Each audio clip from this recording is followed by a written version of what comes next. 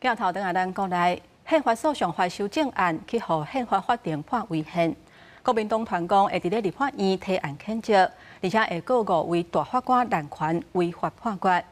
即马调查对立的气氛是继续伫咧加悬。总统赖清德今仔日是各一界发声，呼吁无共政党虽然是会互相竞争，毋过希望为着国家，大家也是爱团结。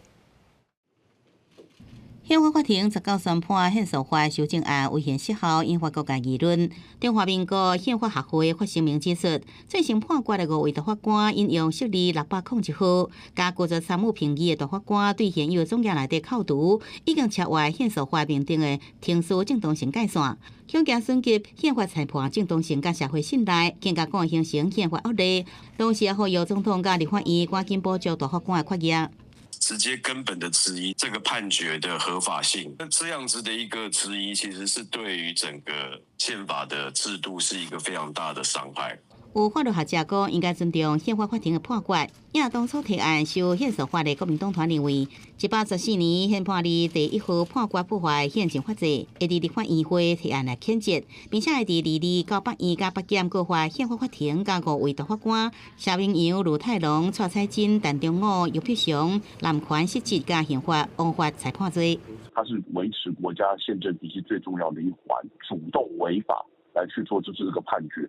本身来讲就应该要受到惩罚。我们的宪法什么时候赋予那5位大法官去免除掉、去排除掉其他大法官的资格？谁给他们这么大的权利啊？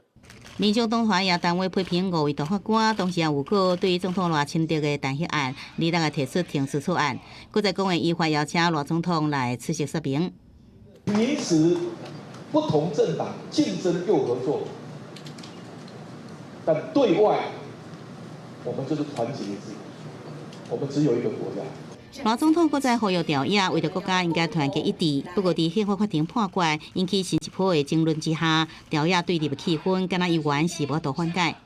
记者综合报道。